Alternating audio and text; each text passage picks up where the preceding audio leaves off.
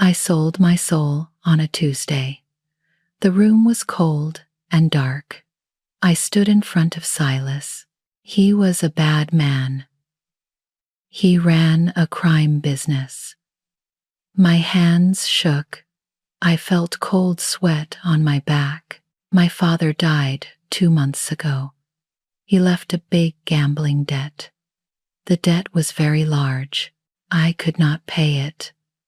My brother Toby was only 19 years old. Silas took him. Toby was his hostage now.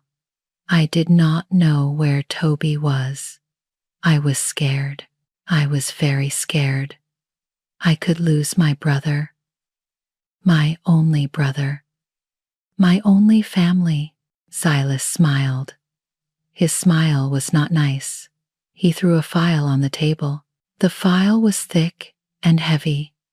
"Read this," he said. I opened the file. I saw a photo. A man. His name was Adrian Blackwood. He was 34 years old. He was a CEO. His company was Blackwood Logistics. "This man is a problem," Silas said. "He stops my business. He blocks my smuggling routes. I want you to destroy him." My heart beat fast, very fast. "How?" I asked. "You will become his assistant," Silas said. "You will work for him. You will install spyware on his computer. The file is called the Ledger. This file will ruin him." I looked at the photo again. Adrian Blackwood had cold eyes. His face was hard. He looked like ice. He looked like steel. "And if I do this?" I asked. "You will free Toby?" "Yes," Silas said. "Do this and your brother lives. Fail and he dies. You have 1 month." I could not breathe. 1 month, 30 days. I had no choice. "I will do it," I said. Silas gave me new clothes. Nice office clothes. A black suit, white shirts, high heels. He gave me money for a haircut. I went to a salon the next day. I sat in the chair. The woman asked me what I wanted. "Cut it short," I said. "Make it a bob." My long hair fell to the floor. I watched it fall. Each piece was a part of me, a part of the old me. I looked in the mirror. I did not know this woman. She had short hair. She wore expensive clothes. She looked strong. "Fidelia is dead," I said to the mirror. "Only Sarah exists now, Sarah Miller. Sarah exists to save Toby." I learned everything about Adrian Blackwood. He was rich. He was powerful. He was very smart. People were afraid of him. He fired workers for small mistakes. He worked all the time. He never smiled. He was a tyrant, a machine, not a man. This was good. I could hate him. Hate would make the job easy.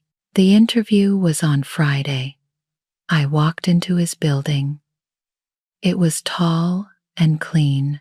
Everything was white and glass. I took the elevator to the top floor. My hands shook. I made them stop. Sarah Miller did not shake. The secretary looked at me. She looked tired. "Mr. Blackwood will see you now," she said. I walked into his office. It was big, very big. Adrian sat behind a desk. He did not look up. "Sit," he said. I sat down. He read my fake papers, my fake work history, my fake name. "You worked in finance before?" he asked. "Yes," I said. "Why did you leave?" "I wanted a new challenge," I said. He looked at me.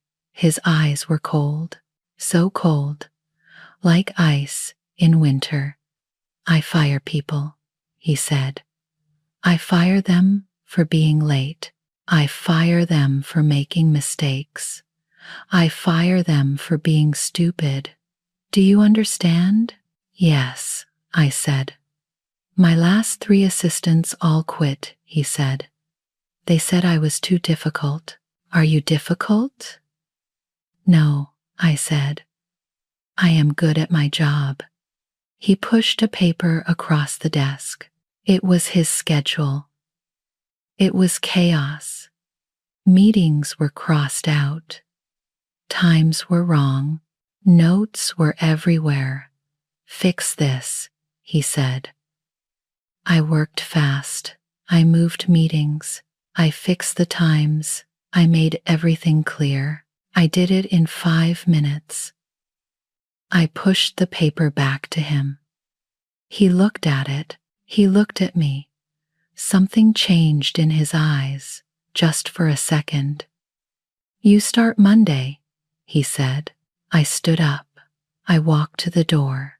"Sarah," he said. I stopped. I turned around. "Do not disappoint me," he said. "This machine." I hated him already. Good. Hate would help me kill him. "I will not," I said. I left his office. I left the building. I walked outside. The sun was bright, but I felt cold. So cold. I had 30 days to destroy Adrian Blackwood. 30 days to save my brother. 30 days to become a monster. I did not know then. I did not know what would happen. I did not know my heart would betray me, but it did. I worked 16 hours every day. Monday, Tuesday, Wednesday. Every day was the same. I came early. I left late. I learned everything about Adrian. He drank black coffee, no sugar, no milk, just black coffee. He hated noise. He worked until he was very tired. He never stopped working. I became his shadow. I was always there. I brought him coffee. I fixed his papers. I answered his phone. I did everything he needed. I was perfect. Sarah Miller was perfect. But I needed money. Rent was expensive. I had no money left, so I slept in the storage room at the office. It was small and dark, but it was free. And at night, I could search the computers.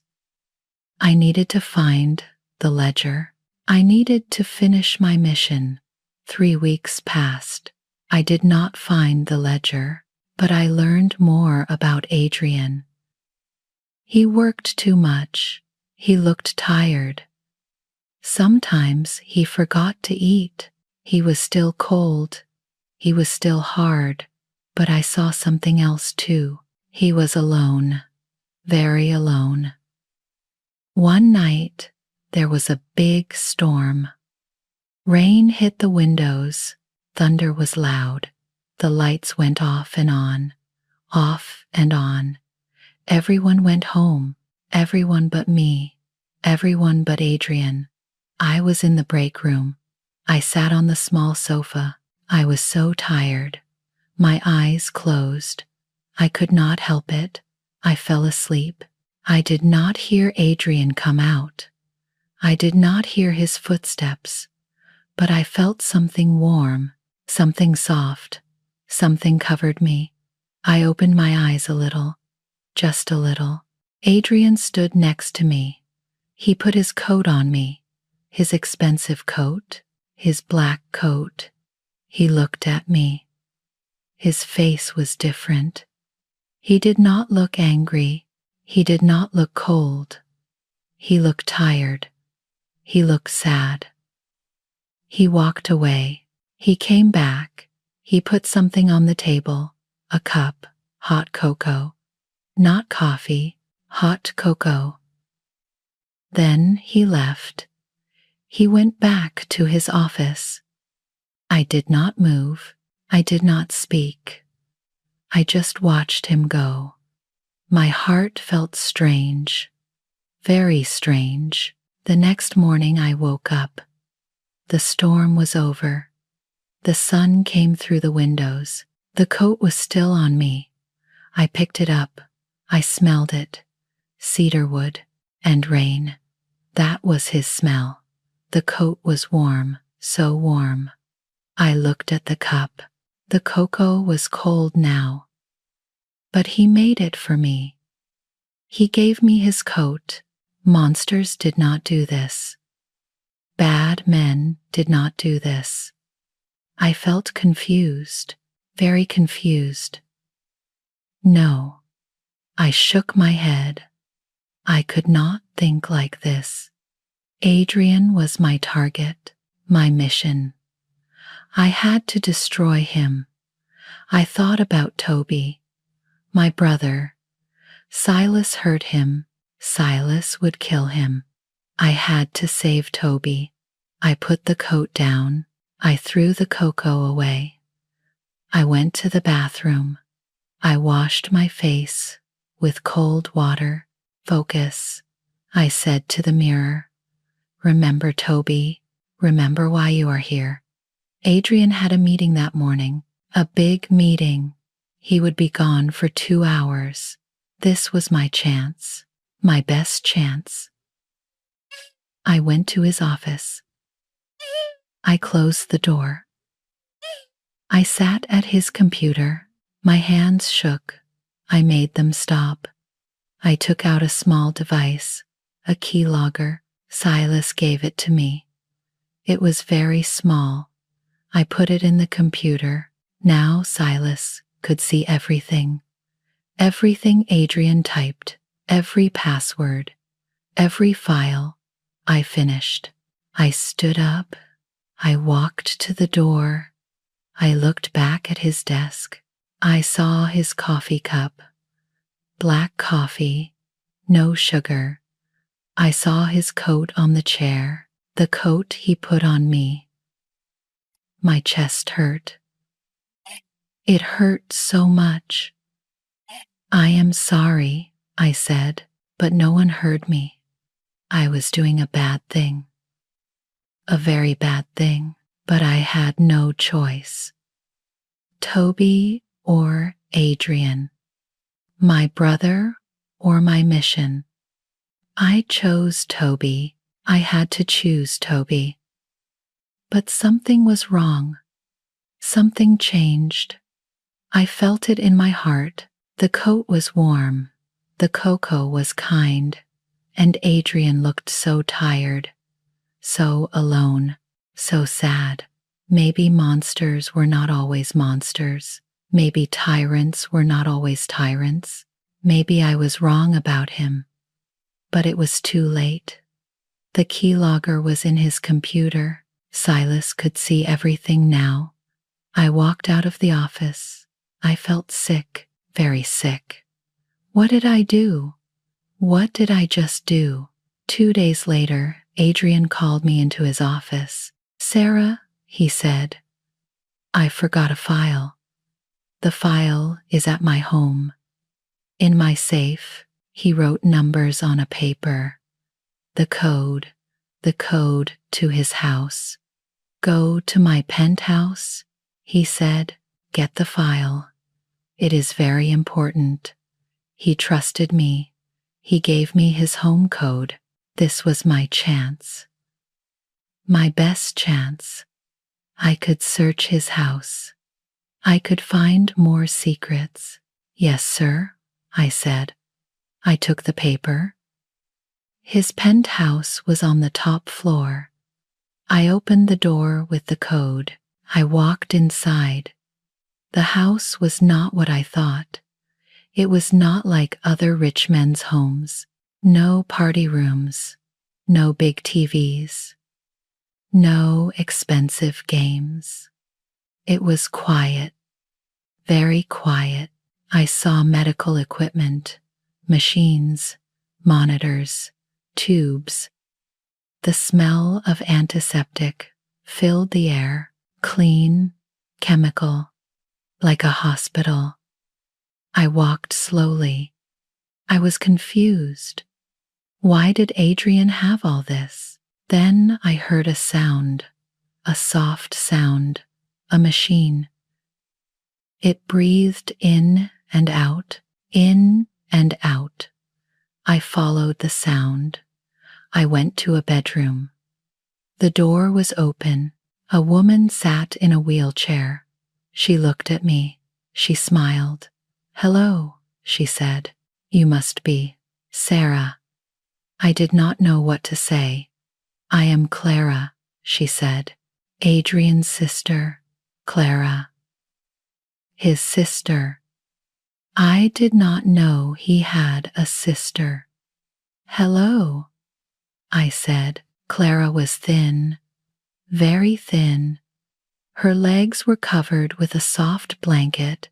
A ventilator sat next to her. It helped her breathe. "Come, sit," Clara said. "Adrian told me about you. He said you are very smart, very good at your job." I sat down. Clara smiled again. Her smile was warm. So warm. "Are you his girlfriend?" Clara asked. "No," I said. "I just work for him." "Oh," Clara said. "That is sad. Adrian needs someone. He is always alone, always working. He works too much." I looked at her. She looked sick, but her eyes were kind. "How long have you been here?" I asked. 10 years, Clara said. "I had an accident, a car accident. Now I cannot walk. I cannot do much." "I am sorry," I said. "Do not be sorry," Clara said. "Adrian saved me. He gave me everything. Our parents died. They had big debts. They killed themselves. Adrian was only 24. I was 26. My heart stopped. Their parents killed themselves, just like my father died and left debts. Adrian had no money," Clara said, "but I needed surgeries. Many surgeries. Very expensive surgeries. He did bad work, dirty work. He moved illegal things for bad people. He made a lot of money, but he lost his soul." Tears filled my eyes. I could not stop them. "Now he tries to be good," Clara said. "He tries to clean the company, to be honest. But people do not forget. They still call him a criminal. They still hate him." Her eyes were wet too. "But he is not bad," Clara said. "He is a hero, my hero. He saved me. He gave me life. He is the best brother in the world." I could not breathe. I could not speak. Adrian was me. He was exactly like me. He did bad things to save his family. He got dirty hands for love. He was not a monster. He was a brother, a good brother. And I was here to destroy him. I was the real monster. He is a monster to the world, I thought, but a hero to her. And I am the real monster here. The door opened. Adrian walked in. He stopped. He saw me. He saw Clara. His face went white, very white. "Sarah," he said. His voice shook. I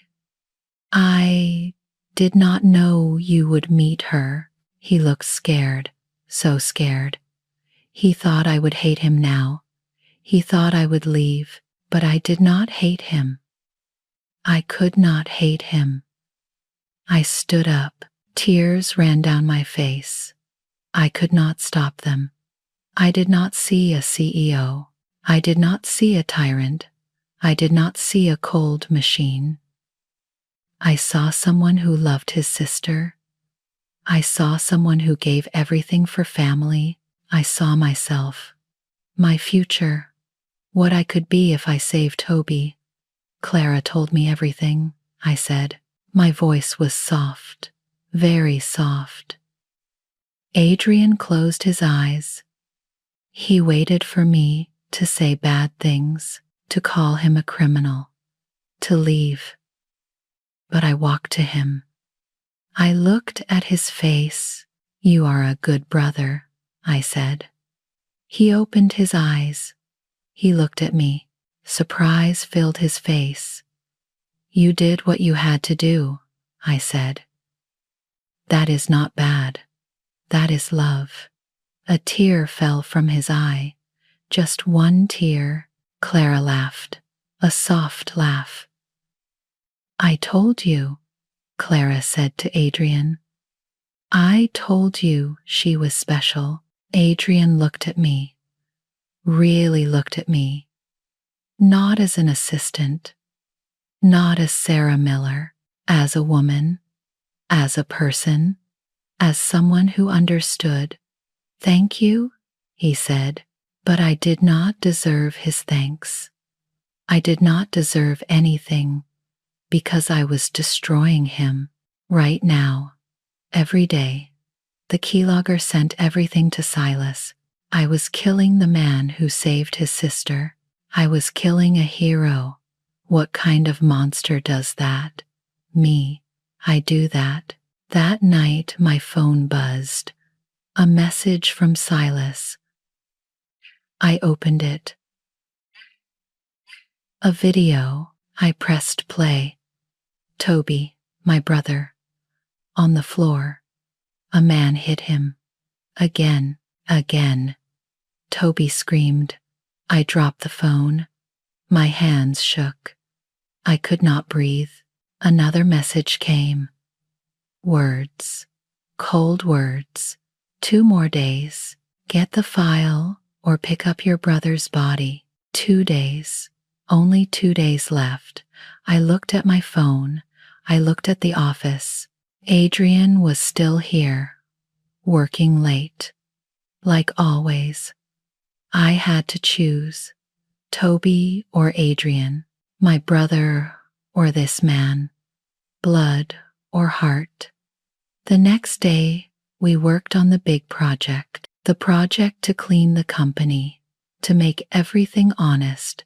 To start new. Adrian was tired, but he was happy. I saw it in his eyes. Hope. He had hope. We ordered food, Chinese takeout. We sat on the floor. This is nice, Adrian said. I never do this. Eat Chinese food? I asked. No, he said. Sit on the floor. Eat with someone. Talk. Be normal. He looked at me. His eyes were soft, not cold, not ice. I am tired of fighting, tired of being alone, tired of being the bad guy. You are not the bad guy, I said. Everyone thinks I am, he said, but you do not. You see me, the real me. He moved closer, very close. You are the only peace I had in 10 years, he said. My heart beat fast, so fast. I could not speak. He touched my hair, just a little, just with his fingers. Thank you, he said. Thank you for not running away. Thank you for not hating me. Thank you for staying. I looked at his face, his eyes, his lips. He was so close. So very close. I wanted to kiss him. I wanted it so much, but I could not. I could not do that. Not now. Not when I was killing him. I pulled back. I stood up. I need to go, I said. I need to. I need air. I ran out. I ran to the bathroom. I locked the door. I looked in the mirror. Tears ran down my face. I loved him. I loved Adrian. When did this happen? How did this happen? I could not destroy him. I could not send the file. I could not ruin him. Blood or heart, brother or lover, 2 days. I had 2 days. I could not think. I could not breathe. Panic filled me. But outside, I was calm. I was always calm. I went back to work. I smiled at Adrian. I acted normal. But inside, I was dying. That night, I made a plan. A desperate plan. A stupid plan. I would not send the file. I would not destroy Adrian. I would save him.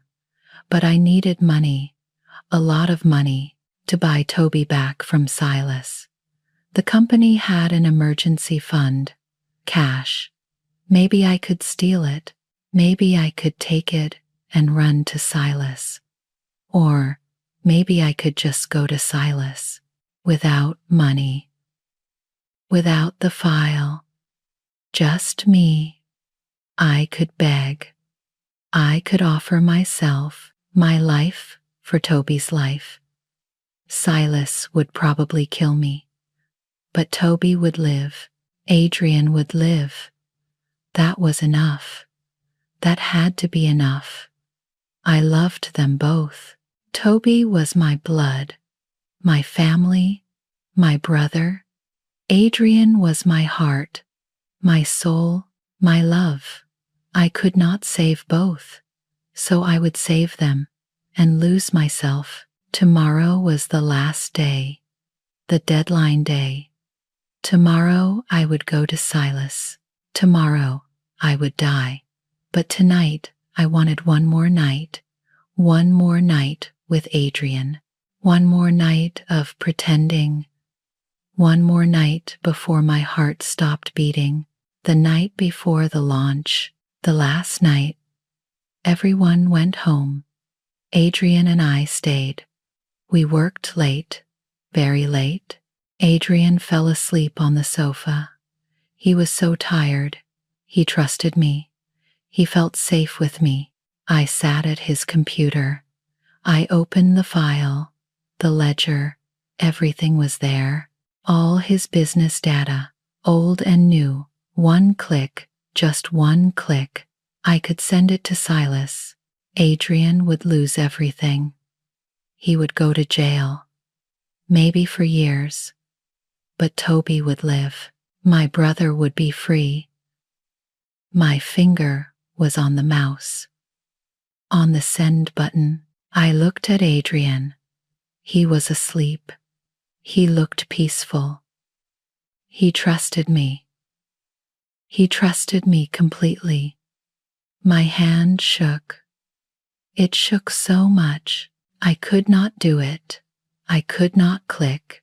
I could not send. I tried. I tried so hard. But my hand would not move. Tears fell. I could not stop them. I put my head down. I cried. I cried so hard. My heart betrayed me, I said. My voice was so soft. I cannot kill him. I cannot. I loved him. I loved him too much. I failed. I failed Toby. I failed my mission. I failed everything. But I could not hurt Adrian.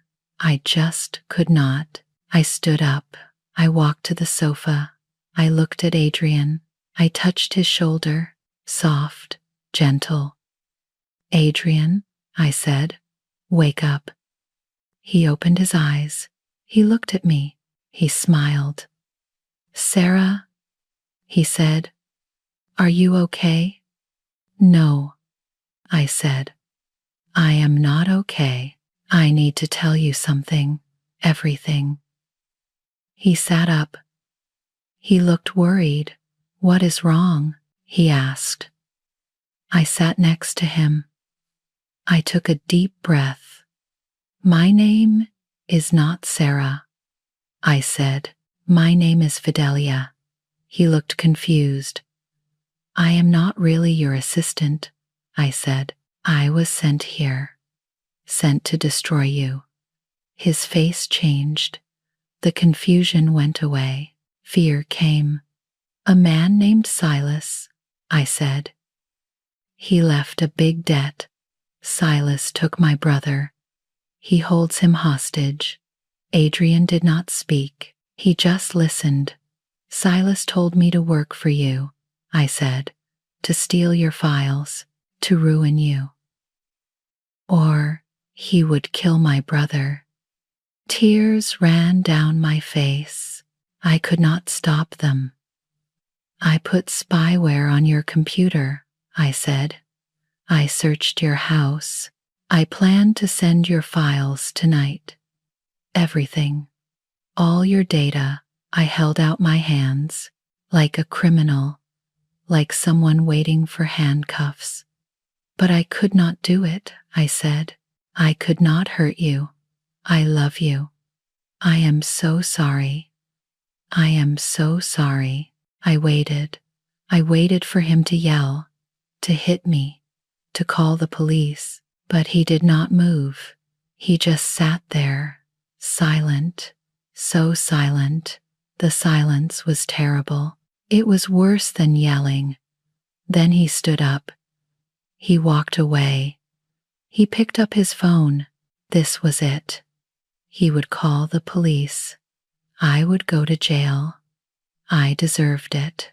But he did not call the police. He called someone else, a number, a secret number. "Marcus," Adrian said, "I need your help, now." "Yes." "The old crew." I know I said I was done. "But this is different. This is important." He talked fast. He gave details, locations, names. Silas, Toby. I did not understand. What was he doing? He ended the call. He turned to me. "You did not hurt me," he said. "You could have. But you did not. You chose me over your brother. And stupid, but brave." "What are you doing?" I asked. "I am saving your brother," he said. "I am using my old contacts, my dirty friends, the people I tried to forget. I will save Toby, and I will stop Silas." "No," I said. "You cannot. This will ruin you. Your career, your clean company, everything. I do not care." He said, "You saved me tonight. Now I will save you." He walked to me. He took my hands. "You did not hurt me," he said. "Now I will not let anyone hurt you." I could not speak. I could not breathe. He was not angry. He was not afraid. He was protecting me. The victim became the protector. "But why?" I asked. "Why would you do this?" He looked at my face. He touched my cheek. "Because you are my peace," he said, "and I am not losing you." Adrian worked fast, very fast. He used his old files, secret files, files about Silas, about his crimes, about his business. He sent the files to the police. He gave them everything. Locations, names, evidence. The police raided Silas. They found Toby. They saved him. My brother was free. He was safe. But Adrian paid a price, a big price. People learned about his past, about his dirty work, about his old crimes. The company board was angry. They made him step down. He was not CEO anymore. He lost everything, his job. So calm. It was worth it, he said. Toby is safe. You are safe. That is all that matters. I looked at him. This man, this good man, he saved my brother. He saved me. He lost everything for me. But I was bad luck. I brought all this trouble. I ruined his life. I need to leave, I said. You need to fix your life. I am just trouble. No, Adrian said. Do not leave. I must, I said. I am bad for you. Look what happened. You lost everything because of me. I packed my things. Not much, just a small bag. But Adrian was there. He stood in front of the door. He did not look like a CEO, not anymore. His shirt was old. His hair was messy. He looked tired, but his eyes were strong, very strong. I lost my career to save you, he said. Are you going to let me make a loss? What? I said. You have to stay to pay the debt, he said. Pay with your whole life, he smiled. A real smile, the first real smile I saw from him. Stay with me, he said. Please. I dropped my bag. I walked to him. I put my arms around him. Yes, I said. I will stay. 3 months later, a small garden. Toby was there. He was healthy now, happy. He was going back to school. He had dreams again. Clara was there too. In her wheelchair, she smiled at the flowers. Adrian and I sat on a bench. The sun was warm. The air was fresh. We were not rich anymore. We lost the penthouse. We lost the company. We lost the money, but we had each other. We had family. We had peace. Are you happy? Adrian asked. I looked at him. At Toby. At Clara. At the garden. Yes, I said. I am very happy. Adrian took my hand. He held it tight. We are broken pieces, he said, but together we are perfect. I smiled. He was right. We were broken, both of us. But when we came together, we were whole. We were complete. We were free. My heart betrayed me once. It chose love over duty. It chose Adrian over the mission, and I was glad, so glad. Because some betrayals save you. Some betrayals set you free. I'm happy you listened all the way to the end. If this story made you feel something, please give it a like. It really helps the video reach more English learners. You can also share it with one friend or classmate who loves stories. And please subscribe to Kaviko English Storytime so you do not miss the next episode. New stories are coming soon. When you subscribe, you join our warm reading family. Thank you for being here, for listening, and for growing your English with me today.